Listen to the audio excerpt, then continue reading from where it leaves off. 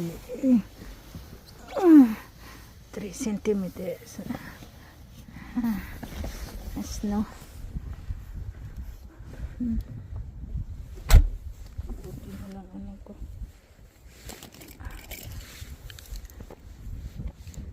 Oh, grabe. Grabe yung snow. 6:30 early in the morning.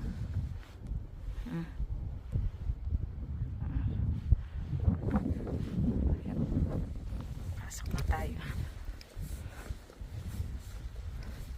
Dito yung parking lot. Excuse me. Oh, nandito pala si ano? Christine.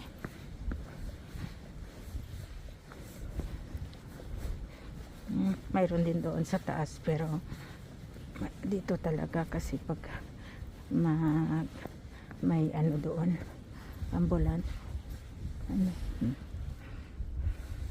Good morning guys, early bird. Pasok tayo sa trabaho. 8 minutes lang ang drive ko. Ang layo nito sa bahay. Yan na, dyan ako. Home for the aged.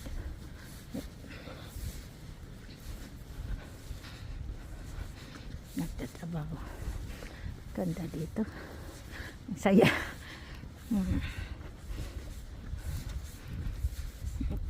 Makyat na. Diyan, winter garden. Uy, ang dulas.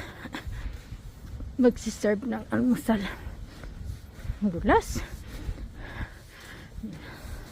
Malinis na dito na janitor. Ang laki dito hanggang doon pa sa likod. Ano kasi ito, palas.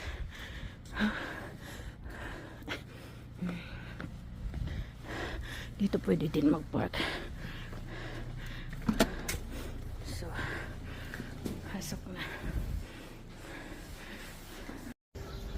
Uwi na tayo guys. 2:45 ang labas natin. Tingnan nyo yan. Ang lalaki ng mga puno dito. Diyan.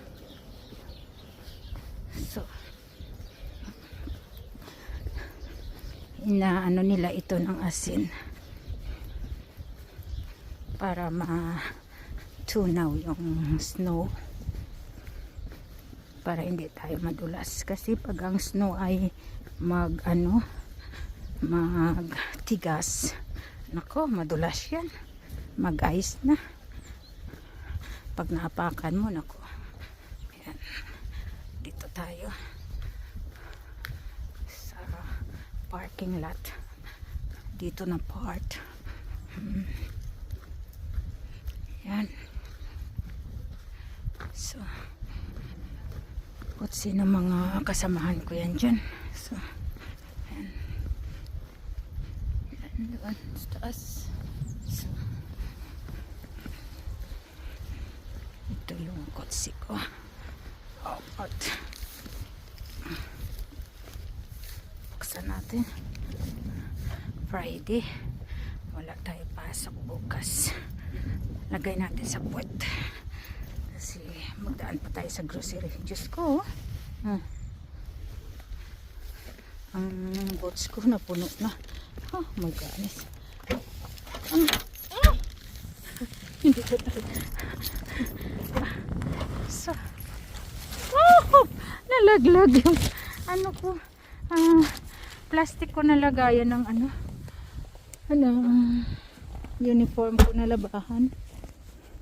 Okay.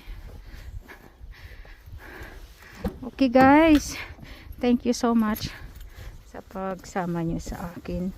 Thank you sa support. Hindi na ako nagpalit ng puti kong pantalon. Bye bye.